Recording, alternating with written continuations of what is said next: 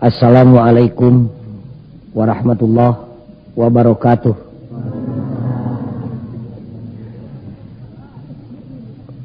Innal hamdalillah usalli wa usallimu ala Rasulillah Muhammad ibn Abdullah wa ala alihi wa sahbihi wa mawalah.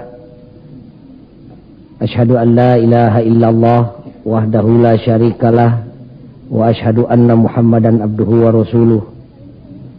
Ayyuhal hadirun ittaqullah haqqa tuqatih wa la tamutunna illa wa antum muslimun. A'udzu billahi minasy syaithanir rajim. Inna anzalnahu fi lailatul qadr wa ma adraka ma lailatul qadr. Lailatul qadri khairum min alfi syahr. Dina ieu pangaosan disebat nama nuzulul Quran bari tafarukon para santri. Tapi simkuring moal langsung nyarioskeun ngabahas masalah lungsurna Al-Qur'an. Sugan kabujeng waktosna eta mah engke bae dipengker. Ayeuna mah urang nyobi-nyobi luyu sareng ukuran simkuring dongkap ti dayeuh ka dieu panyawat urang dieu peryogi disuntik ku bahan nu parantos ku simkuring disayogikeun. Nyaeta urang nyoba-nyoba ngabahas masalah ridho, tangtuna ge ridho Allah. Sababna simkuring ngabahas masalah ridho anu kahiji mah tangtu bae bongan tadi ge diaos la ilaha illallah la maksuda illallah. Teu aya hiji tingkah laku jeung teu aya hiji nawaitu nu dilakukeun ku jalmi mukmin muslim iwalti rek ngudag-ngudag karidhoan Gusti Allah.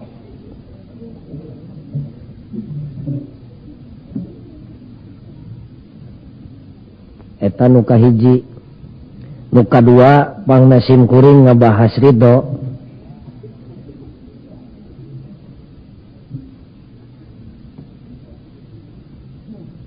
patali aya nu naros kapungkur nalika simkuring ngajak nganjang ka nagara deungeun-deungeun.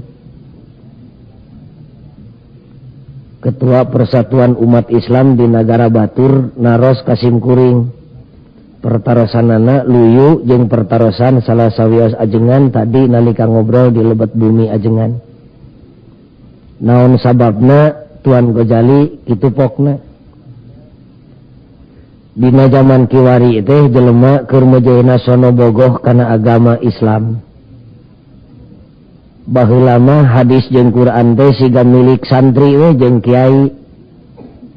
Ayeuna mah tukang obat di sisi jalan oge teu weleh ngadalil. Baheula mah ilmu agama teh pabinihanana di kampung. Pabinihan ilmu agama teh di Tanjung Laya di pasantren di dieu. Ayeuna mah di kota ge jelema teh geus sonona kana Quran teh luar biasa. Teu ngarasa isin, teu ngarasa aib. Salah sawios perwira tinggi jenderal diajar alif ba ta sa. Bakating ku sono kana Quran. Baheula mah maca Quran teh ukur lafadna wungkul paralun ari kuduani kurah koreh ka jerona. Ayeuna mah dikarorehan eusining Al-Qur'an ku kolot jeung ku budak. Baheula mah lamun aya kecap ku basa Arab sanajan lain hadis meh dianggap hadis. Ayeuna mah sanajan nongerak hadisna lamun teu puguh rawina jeung sanadna mah jelema teh teu percayaeun.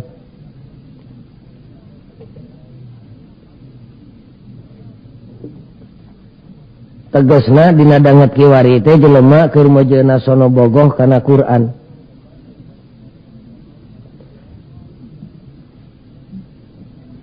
Tapi naon sababna ceuk nu nanya. Beuki dieu jelema teh beuki sono beuki gobogoh kana Al-Qur'an, naha atuh dina bukti nama jelema teh kalaka beuki jauh hirupna tina Qur'an. Qur'an nama pada maca ku sararea tapi anak geus diguar eusina bari ngarupakeun parentah atawa panyarek, jelema teh kalah ka beuki tararik lumpat ninggalkeun Quran.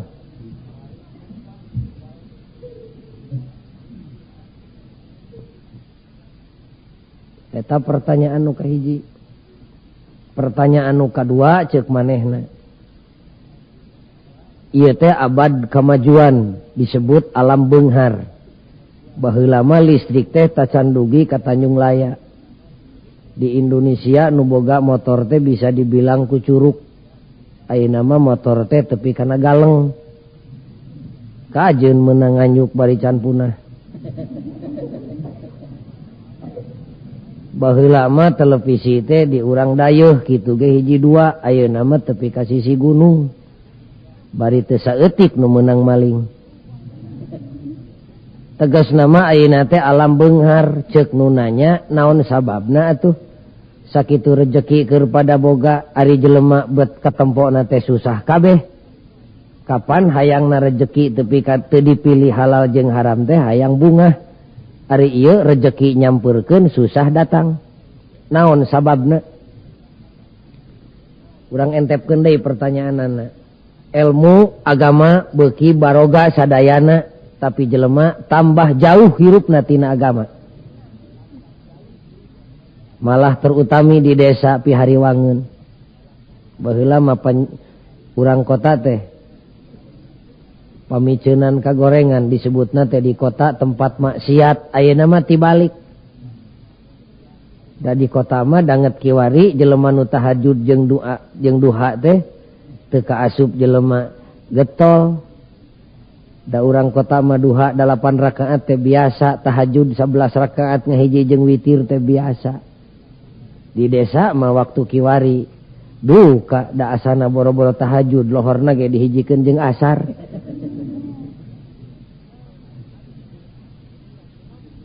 Naon sababna? Kusim kuring dijawab sababna teh seueur pisan, jawabanana teh aya jawaban lahiriah, aya jawaban hakekiyah. Jawaban lahiriahna mah tong diguar di dieu, eta mah bagian di fakultas. Di dieu mah urang ngajawab bae jawaban hakekiyah nu patali jeung ieu pangajian. Nu jadi sabab pokona mah ceuk sim kuring, lantaran manusia dina zaman kiwari, manusia sajagat. Kade ulah nyari ati urang dieu sajagat ya mah. Ti wetana semet paranti bijil panon poe, ti kulona semet paranti surup panon poe. Dina danget kiwari manusia teh rata-rata keur kaleungitan eusi hate. Urang Cicalengka mun disebutkeun leungit eusi hate moal pati nyeri. Da make bahasa diplomasi. Bahasa dibungkusan mun dibodaskeun masih kusim kuring kakara ngagibeg. Leungit eusi hate teh kurang leuwih coplok iman. Salangit teh manusia ayeuna teh. Ceuk nu nanya naon bahayana jeung naon rugina lamun manusia leungit eusi hate. Kusim kuring dijawab rugi 17 kali. Sabab hate teh ceuk Kangjeng Nabi lir ibarat raja. Al qalbu malik.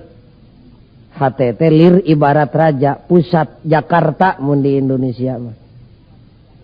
Lain ge raja lamun teu boga wilayah jeung daerah nu jadi bawahanana. Walahu junudun, suku, leungeun, lamei, ilat, kuping jeung paninggal teh kabeh oge bawahan hate.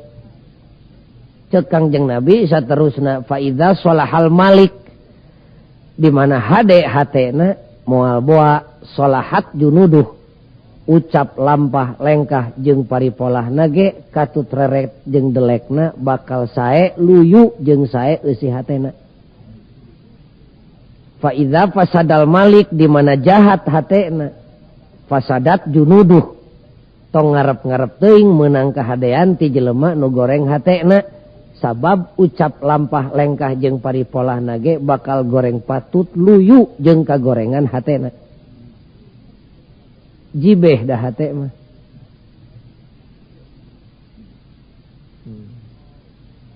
Eta bahayana teh.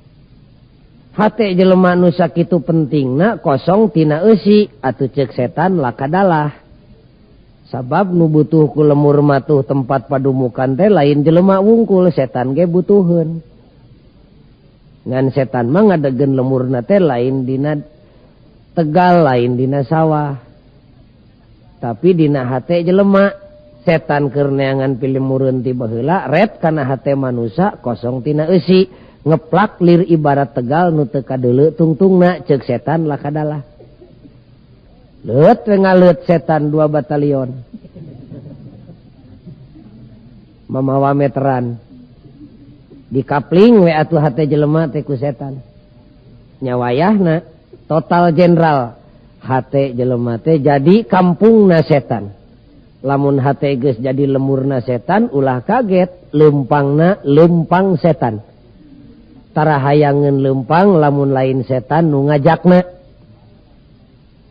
Panempokna panempok setan teu hayang nempok lamun lain setan nu nitahna. Pangdengena pangdenge setan teu hayang ngadenge, teu betah we.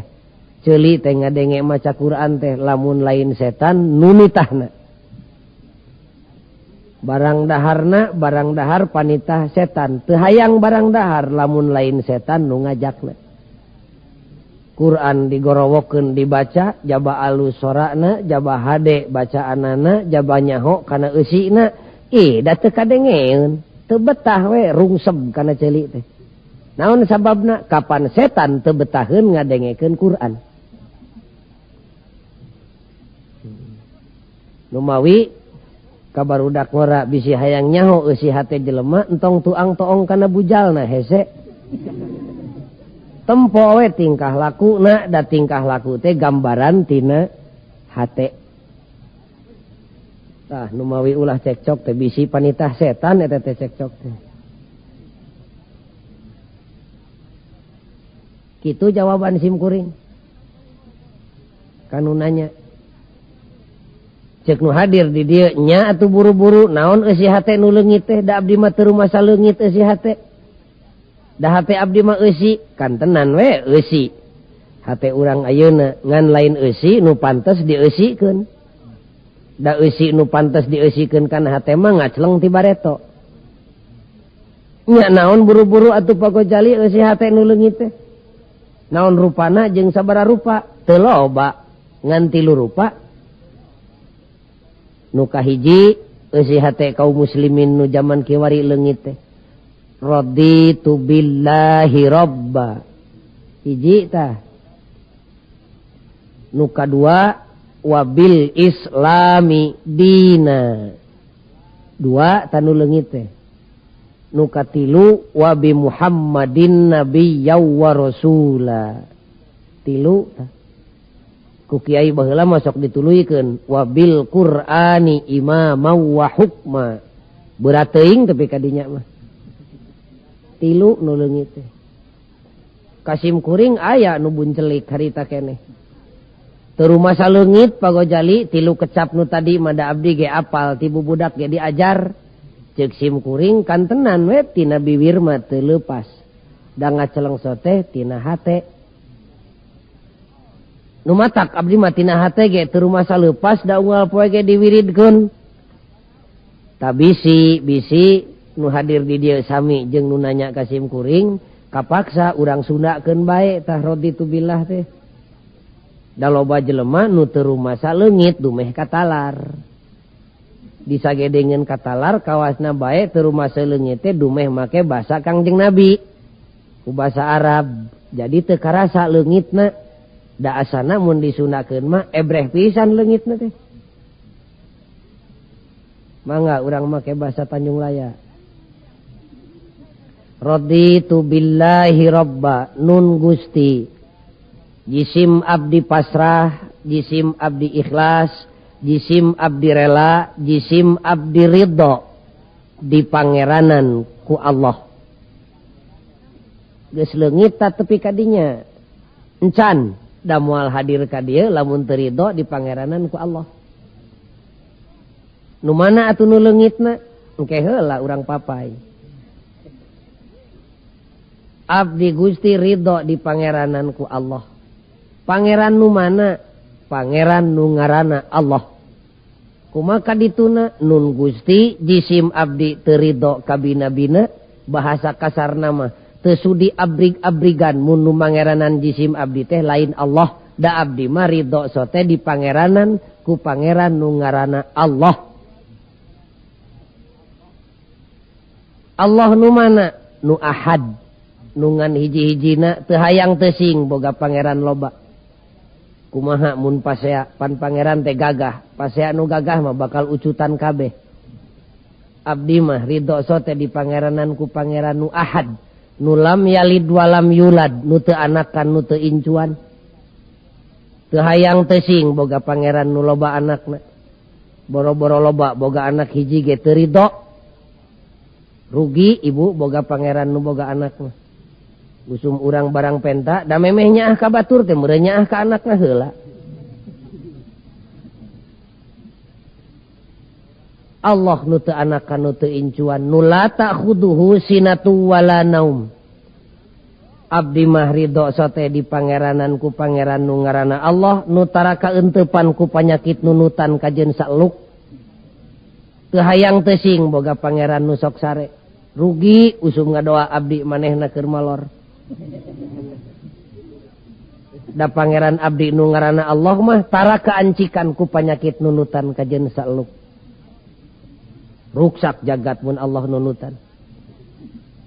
Pan bejana Nabi Musa kungsi dicoba. Bisi maneh teu percaya jeung can yakin yen Allah tara nunutan, pek cekel Musa ta botol ku maneh ngantong sare.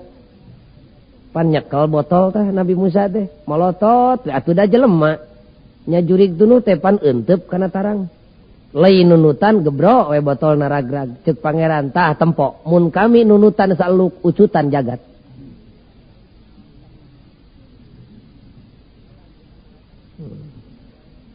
Geus leungit ta tepi kadinya encan sawareh mah. Di dinya ge sanyana mah geus loba nu lalesot.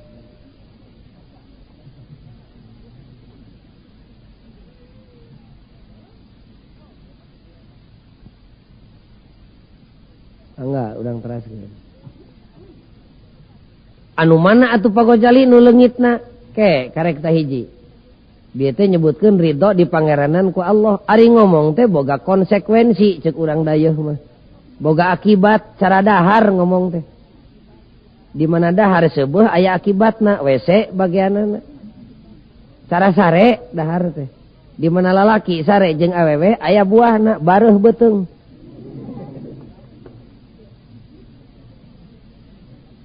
Tak ngomong ge seperti kitu lamun ceuk lamai abdi ridho di pangeranan ku Allah, kumaha akibatna? Nun Gusti jisim abdi ridho dititah ku Allah. Tah di dieu mimiti leungit. Saha di antara nu hadir di dieu nu ridho dititah ku Allah? Malah aya jelema nu sompral ka simkuring. Nu mawi abdi mah Pak Gojali teu hayang boga pangeran ka pangeran nu ngaranna Allah teh loba teuing panitahna pokna teh. Eta urang dayeuh teh bega kitunya. Cara urang kampung we. Ngan pedah teu dipokeun kitu di kampung mah ari lakuna mah persis cara nu ngomong kitu. Abdi mah pokna teu hayang boga pangeran ka pangeran nu ngaranna Allah teh loba teuing panitahna. Nitah itu, nitah ieu. Ceuk simkuring babari mun anjeun embung di pangeranan ku Allah, babari ka bina-bina, geura ngacleng, geura nyingkah ulah aya dina jagat kagungan Allah. Jig teangan sugan aya sajengkal mah bumi langit nu lain nu Allah. Ieu mah ari cicing di jagatna betah usum dititah ku nu bogana kalah ka ngajebian. Kapan teh cager tah mah. Model kaum ibu lamun embung dititah ku salaki entong cerewet dicaritakeun di unggal imah. Ngewa, bapak budak mah di imah teu kaur cicing. Nitah nganyuk rokok, nitah mencetan, nitah naheur cai. Loba panitahna tong dicaritakeun kitu. Ngewa era neuk teuk curug dina tuur tah mah. Sumun nu mawi abdi mah mung dititah ku salaki teh babari, mun mung dititah ku salaki geura menta diserahkeun. Da geus diserahkeun ge moal dititah. Sok aya jelema nu nitah popotongan. Tara aya. Ieu mah dipihukum ku salaki hayang ka bina-bina, malah salaki sore-sore dangdan mengesan ge deka mana ujang bapak sia teh sieun direbut batur ari usum dititah dicaritakeun di unggal golodog teu cereg teh cicing dina jagat kagungan Allah betah kabina-bina usum nu bogana nitah jeung nyarek kalah ka ngalawan saha jelema nu teu betah cicing di alam dunya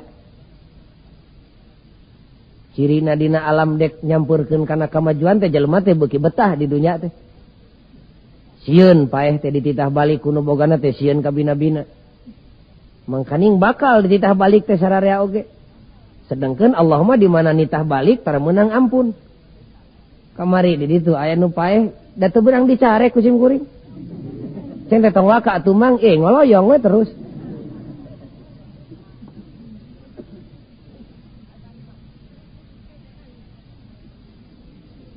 sedengkeun Allah teh tukang nitah tah jelema nu ridho di pangeranan ku Allah mah urang Cicalengka kedah aya buktina kumaha buktina teh nun Gusti jisim abdi ridho dititah ku Allah ari datang nanti Allah mah panitah boro-boro anu hampang nu berat ge abdi ridho migawena ceuk Allah teh maneh salat abdi ridho salat naon berat na Gusti 2 menit ge anggeus tur lain keur kauntungan Allah keur abdi sorangan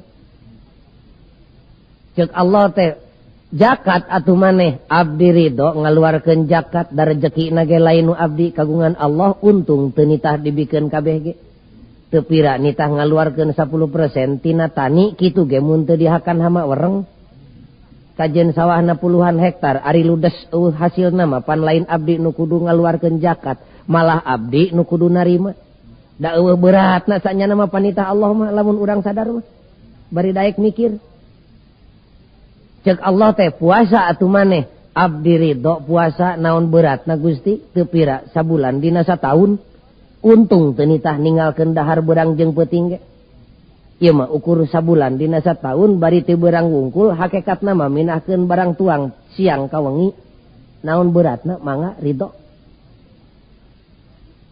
ceuk Allah teh munggah haji atuh maneh abdi ridho ibadah haji naon hesena teu pira sakali dina saumur hirup kitu ge lain keur ka sararea ukur keur ka jelema anu mampu abdi mah teu mampu teuing boro-boro keur ongkos ka Mekah dahar ge mangi sore henteu isuk sanajan kitu moal disiksa ku Allah da bersyarat ka Mekah mah sanajan abdi Gusti teu init ka Mekah usum tatangga angkat ka Mekah mah pan abdi syukuranana mah diondang sanajan teu nganterkeun jeung teu mapageun ka Batawi pan usum datang ti Mekah mah tatangga korma butut wae mah tepi karorompok ceuk Allah teh belaan atuh agama kami tadi dia ya awas ya abdi ridho melaan agama Gusti kunaon Gusti melaanana ku duit nu aya di maneh kop keur masjid keur madrasah keur pasantren keur yatim keur piatu mangga da rezekina ge lain abdi sok aya nu kitu di dieu tah karasa leungitna teh ayeuna mah ceuk Allah teh belaan atuh agama kami kunaon Gusti melaanana ku tanaga nu aya di maneh mangga meungpeung abdi can pikun aya nu masrakeun tanaga keur melaan agama sakalian ngomean kenteng masjid nu bocor ge teu boleh kudu diburuhan wae pan ceuk Allah teh belaan atuh agama kami kunaon Gusti melaanana ku ilmu nu aya di maneh mangga meungpeung abdi can pikun belaan atuh agama kami kunaon Gusti ku nyawa nu aya di maneh heug di mana jeung iraha paehna tepi ka amis jeung hareupan paeh teh tadi dia nu ridho leupas nyawa melaan agama Allah asana eueuh gamarna dasanya nama loba jelema nu mungkin ngalakonan salat teh da lain teu percaya kana parentah salat sieun teu pira sieun nyeri cangkeng boro-boro leungit duit jeung leungit nyawa panyakit cangkeng euteup geus keung tah karasa leungitna teh ulah benu ya dijejeleh ku simkuring leungit itu nupang teu rumasana teh urang desa nyaeta kulantaran rumasa pabinihan agama teh tadina pabinihan ilmu agama leungit di urang teh leungit pisan Sayyidina Hamzah tepi ka amis kaluar eusi beuteung teh pan kungsi Kangjeng Nabi ngawitanana ngimpen heula keluarga kami bakal aya nu jadi modal pangheulana dina ngabelaan agama. Tapi ka usul pan Sayyidina Hamzah. Mun tiasa mah ya Rasulullah usulkeun jisim abdi wae nu pangpayuna. Tapi ka kitu. Sayyidina Hamzah teh anu dijarahan ku urang di Uhud. Sim kuring kapungkur tuh sareng Mang Haji jarah dirinya. Nginghak jelema teh urang Indonesia teh. Calon jamaah haji nuju di Madinah di payunan Rasul jeung di payunan Uhud teh nginghak. Cedek kunaon mang mani cerik teh ka bina-bina teuing ngangres abdi ningali suhada mulia Sayyidina Hamzah. Wani nurutan kitu wantun ceuk sim kuring sanyana sumuhun di dieu wani sa teh meureunya da tepi ka Indonesia mah boro-boro wani kitu. Bet nurutan nyuguhan semah ge teu pati hayang pan. Huap semah teh dikontrol unggal kecap jeung unggal huap. Mangga bari direretan bobokona bisi dekok.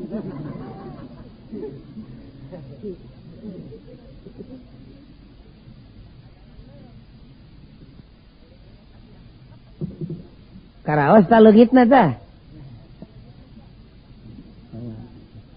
Leungit pisan. Tembung dititahna naon ge. Semun Pak Ghazali dah abdi ge ridho dititah ku Allah mah. Kan tenan dina pelebah dititah mah loba nu ridho da Allah mah di mana nitah teu weleh nyadiakeun buruh. Jadi leungit lillahi ta'ala na teh dumeh inget kana buruhna we. Nu matak di payunan barudak mah ganjaran teh tong pati ditemong-temong teuing hariwang. Bisi ngagajleng ibadahna teh tina nawaitu lillahi ta'ala kana jual beuli jeung pangeran. Tapek maca salawat sakieu engke bakal babari boga salaki. Geredeg maca salawat aya rebuna. Geus aya genep 5 bulanna becan anu nyampurkeun wae pantungtungna jadi ngewa kana salawat. Aya ganjaran teh ngan payunan barudak tong pati ditemong-temong teuing hariwang. Barudak teh lain barudak umurna, barudak sisirahna.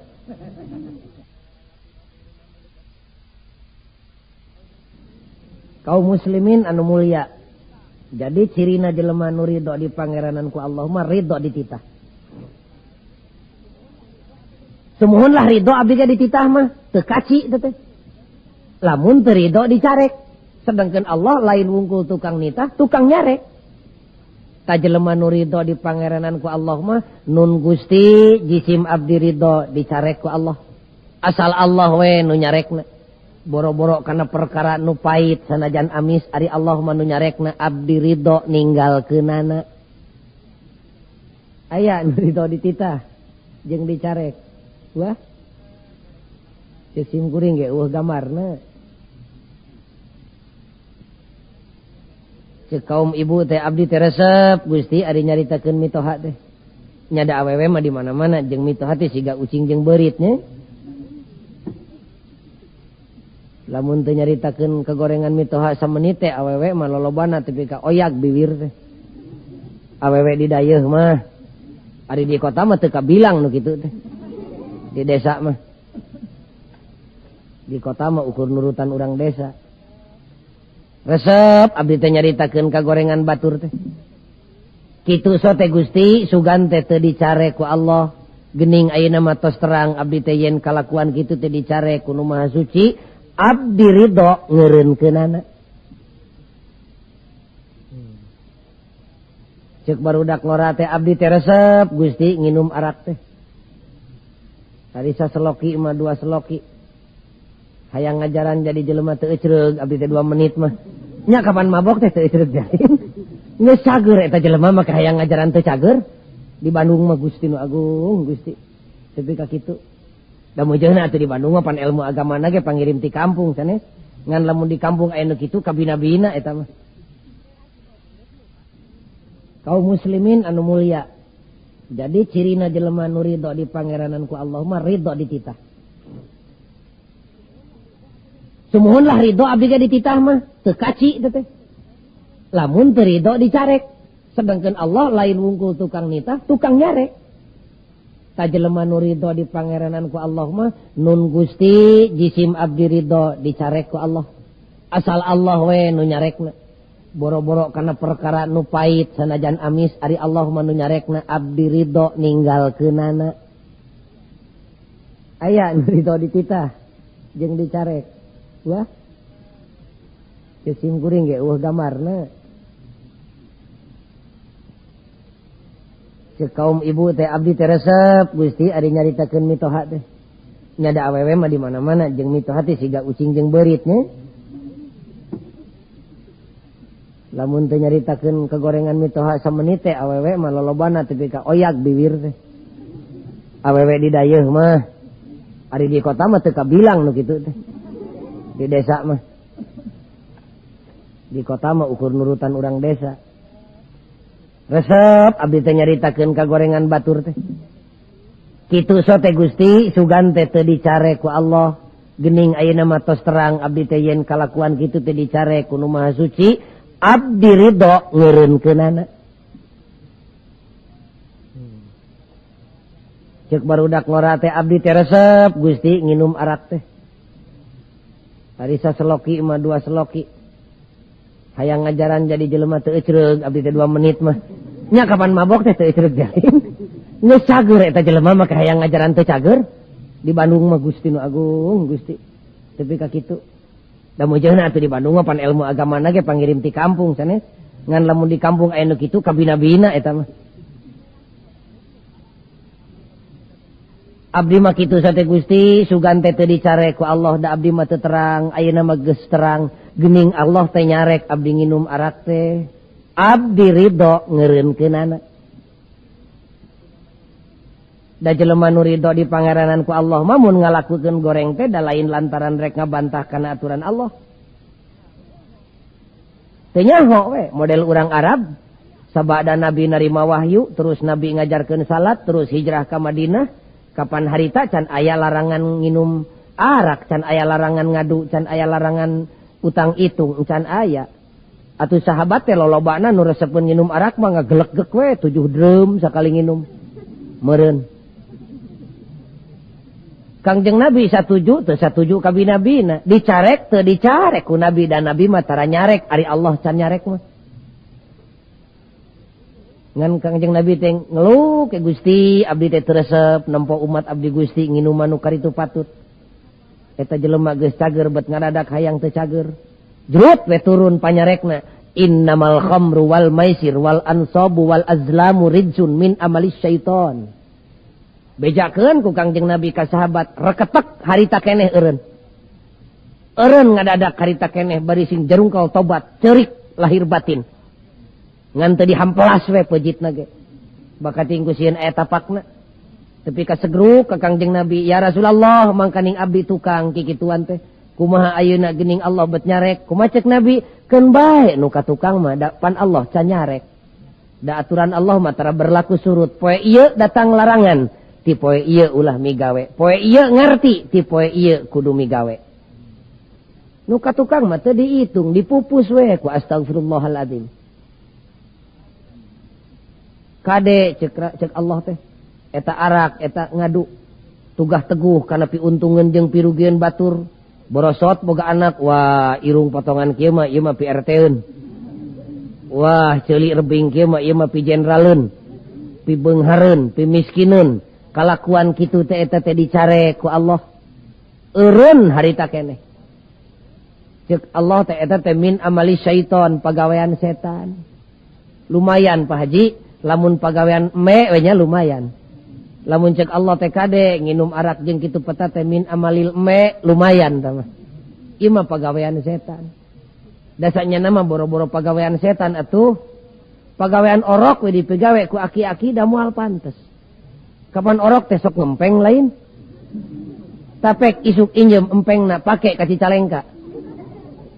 Make oto, make kodok, make cawat heug ngempeng aki ka Cicalengka.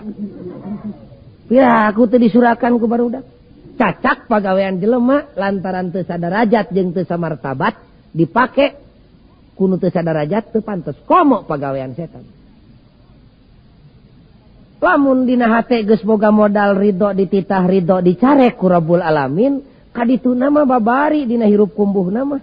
Cek bahasa urang kota nama dalam konteks sosial mudah sekali, gampang pisan.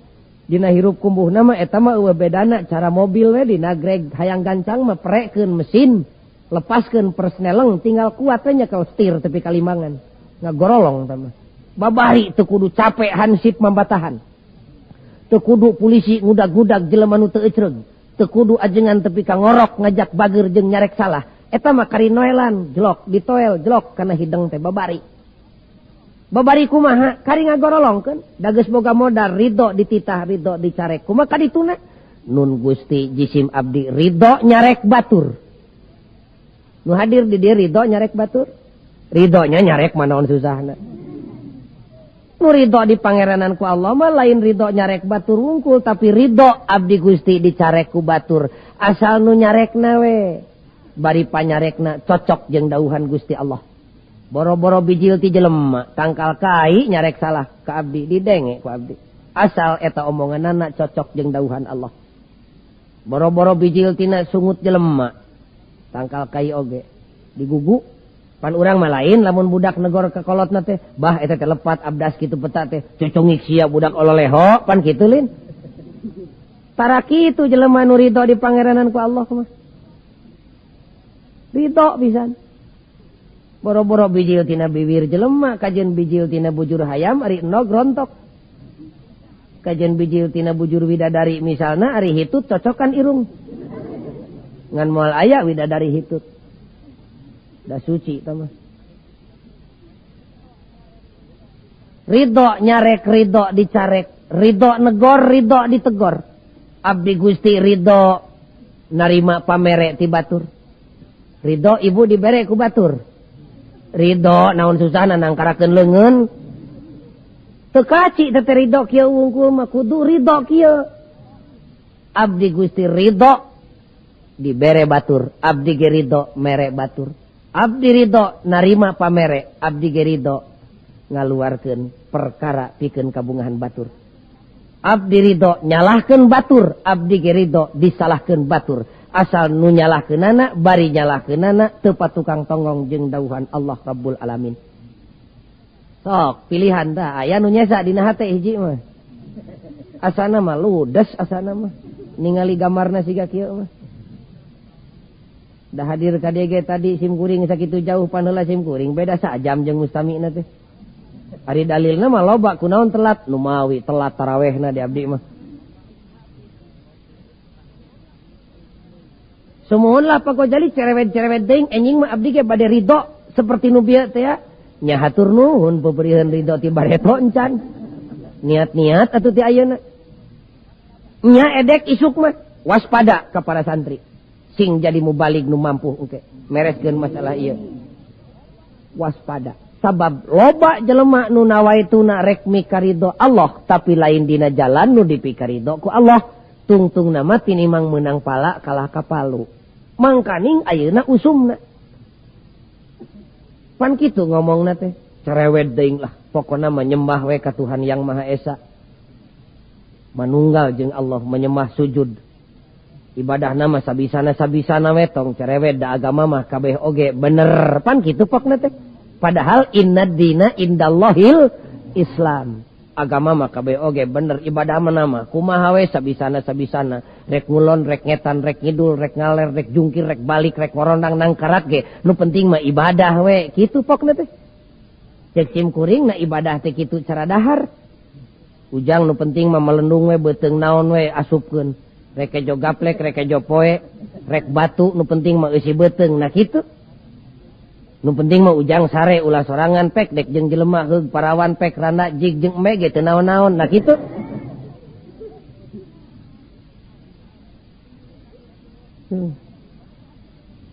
Cuman kada kumaha tuh abdi ari rek mikaridho Allah teh supaya dina jalan nu dipikaridho ku Allah. Ulah keung.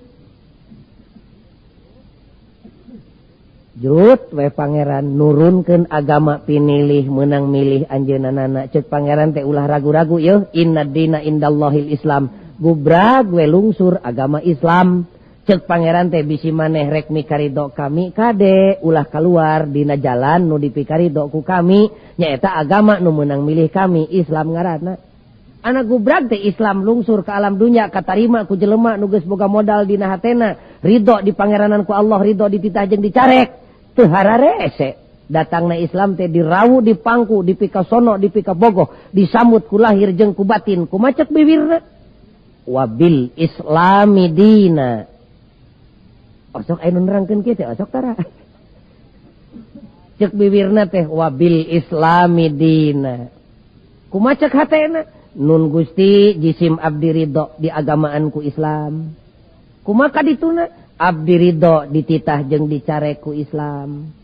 Ari agama Islam mah nu nitah jisim abdi boro-boro nu hampang sanajan berat abdi ridho migawena. Ari bijil tina agama Islam mah boro-boro nu amis sanajan boro-boro nu pait sanajan amis karasana ngeunah ku abdi. Lamun agama Islam nu nyarekna abdi ridho ngeureunkeunana. Mangkaning agama Islam teh agama nu pangcerewedna, jaba cerewed teh colonos.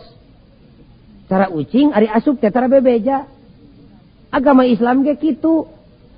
Colonos kamana-mana, nutur-nutur, di mana amprok jeung salah, teu pilih bulu, teu panca kaki, teu ka santri, teu ka kiai, teu ka kopral, teu ka jenderal, mun katempo salah kontan nyarek. Ih ngeunah we, dari do kanu ngirimna. Ari pangirim tinu dipika ridho mah tinu dipika cinta boro-boro perkara anu ngeunah, nu teu ngeunah ge ngeunah we tinu dipika cinta mah. Pamere ti kabogoh ngeunah we. Pan ite aki-aki nu hadir di dieu teh piraku keur ngora mah teu kungsi bobogohan nya. Ngan beda bobogohan kolot baheula jeung budak ayeuna. Da kolot baheula mah bobogohanna teh paling minangka pangroyalna teh dina antara galeng jeung galeng. Siligupai ku carecet baheula mah.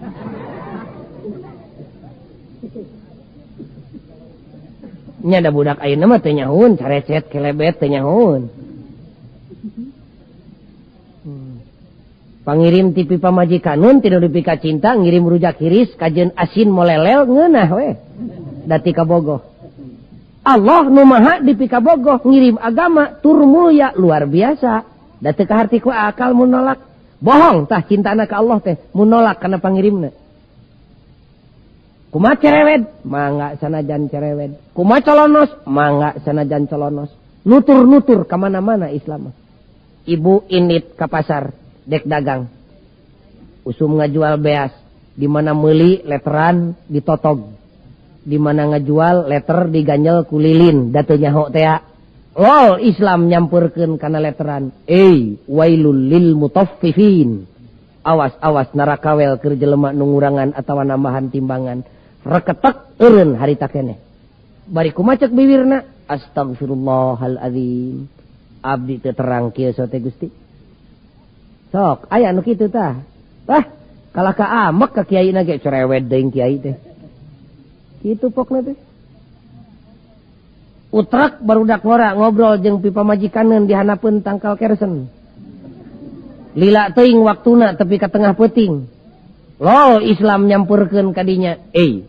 Wala taqrabuz zina innahu kana fahisah. Raketak eureun. Boro-boro prungna jinah teh perkara nu bakal ngadeukeutkeun kana migawe jinah ge singkahan jauh geuwat teu amek kecewer kahampangan nyinghareup ka belah kulon lol Islam nyampurkeun teu sopan sabab ti Indonesia kiblat teh aya di belah kulon teu sopan tah kahampangan teh ngaler atawa ngidul mengkol teu amek tangunyar keur kulem sampean ka belah kulon lol Islam nyampurkeun kana tempat tidur. Ceker. Teu amek. Dipengkolkeun we harita keneh oge. Pendekna naon bae nu dicarek ku Islam. Mani ridho, mani nikmat ngeureunkeunana teh. Tara amek, tara kerung. Pandi urang mah gerapek mun aya nu karek diajar ngaji ka ajengan. Heug ajenganna heuras teuing ngomongna, da tara 2 kali ngelol. Kamana ari mang anu nu mawi tuh hoyangun ka dieu. Nah kunaon mang teh hayang ka ditu mang? Alah sebel nyiniran ka dewek pokna teh. Lain nyiniran da Islam lain tukang sisinir, tukang toplak. Islam. Sok ta pilihan aya nu nyesa di dieu. Keheul atuh da. Mani agul dumeh baheula pasantren aya di desa pugu ayeuna desa nu pangheulana ruksak.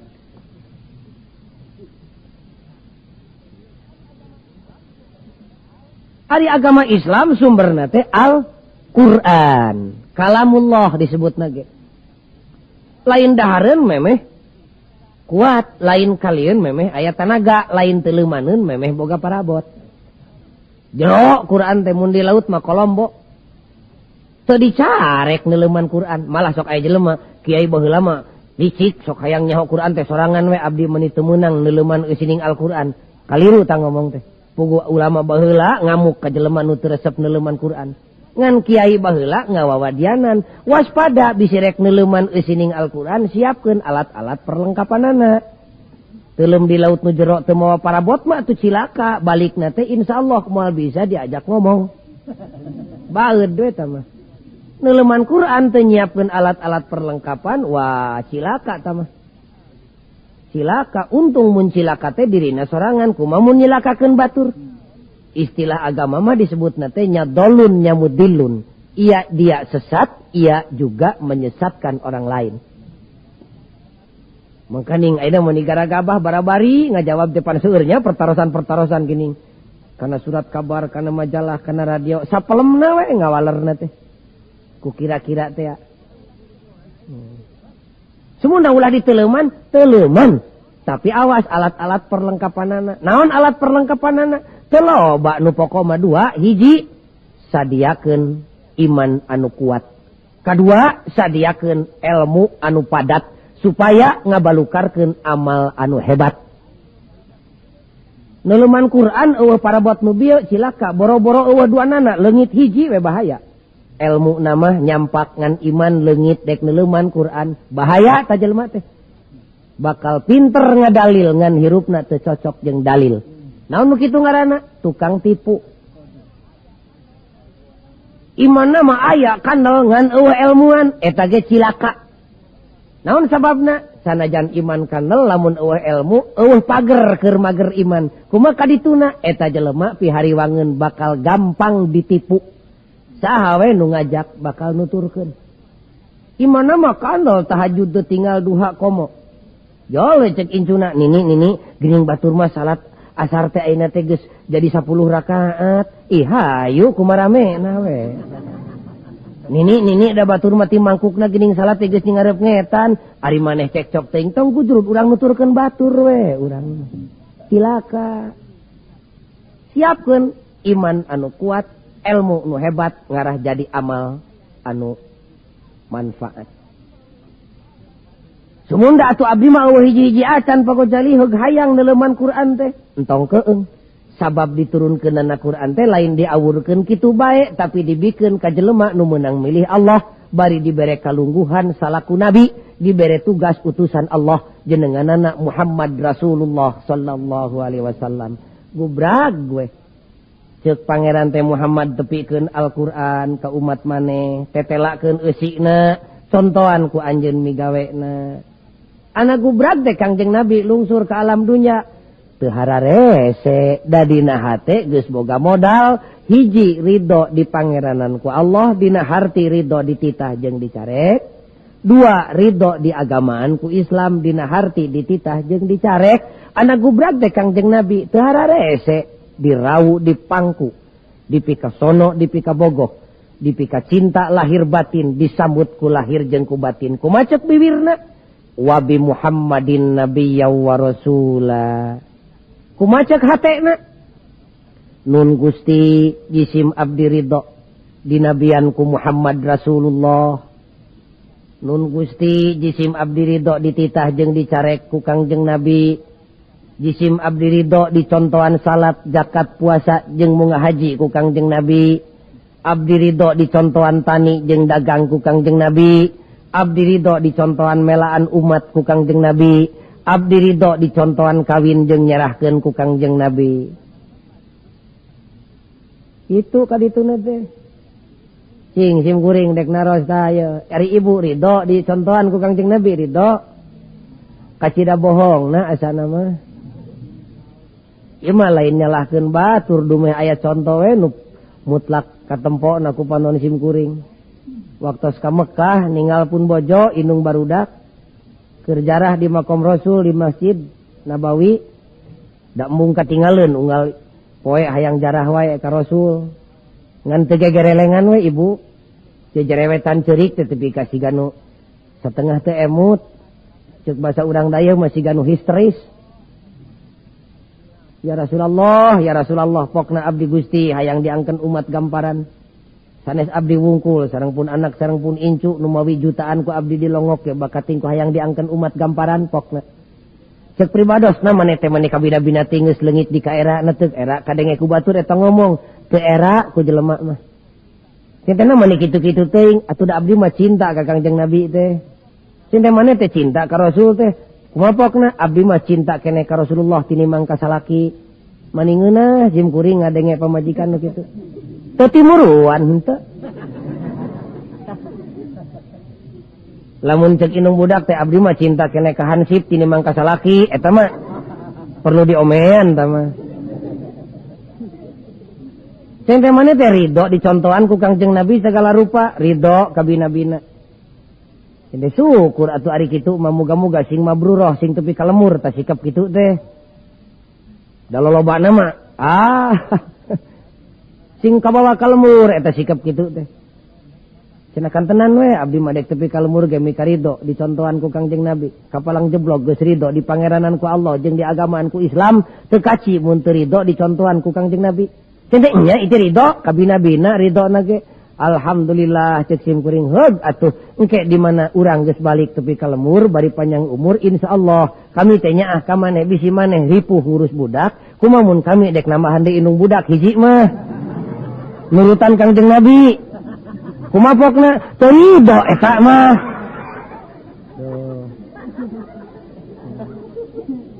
seuceureugeuna teh nya bohong dah di dia awewe nu ridho di kitu da eta teh musuh awewe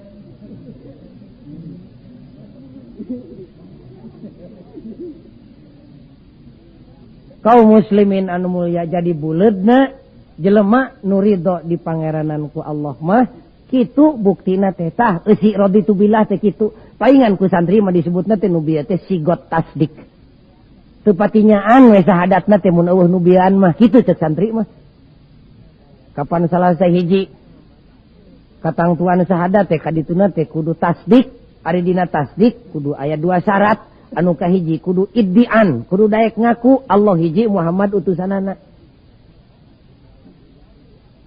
sabada nyaho kudu diaku ari nyaho teu diaku mah teu jadi da parantos ngaku maka Kangjeng Nabi nu matak sahadat ge teu pati kaci teh cek ahli tauhid mah lamun syarat nu kadua can bijil naon syarat nu kadua kudu qabul naon qabul teh kudu daek narima kanu datang ti Kangjeng Nabi nu kaunggel dina surat Al-Hasr teh wa ma atakumur rasul fakhudhuhu wa ma nahakum anhu fantahu itu anu mawi disebut buktina jelema nu imanna sidik anu bener-bener iman teh bijil tina bibirna teh raditu billahi rabba wa bil islami dina wa bi Muhammadin nabiyya wa rasula eta teh ikrar para sahabat dina nalika haji wada itu teh nu mawi meungpeung tengah peuting ieu memeh ngeusan ngajina sok sing ikhlas ulah heureuy sok urang baca jeung sim kuring bareng bismillahirrahmanirrahim raditu billahi rabba wa bil islami dina wa bi Muhammadin nabiyan wa rasula amin ya Allah ya rabbal alamin kumaha mun geus tepi kadinya ngaji teh nya da seueur keneh acara na ieu teh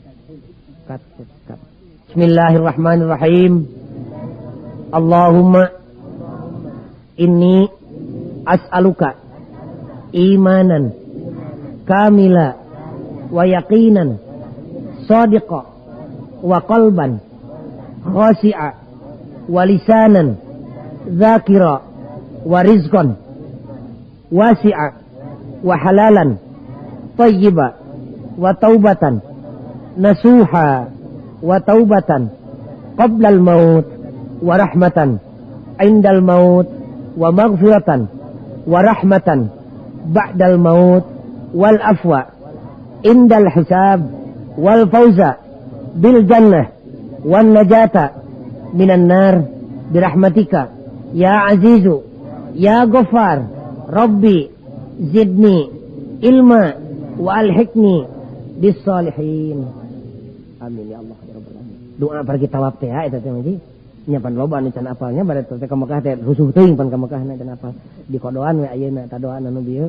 Rabbana atina fid dunya hasanah wa fil akhirati hasanah wa qina adzabannar. Wassalamualaikum warahmatullahi wabarakatuh.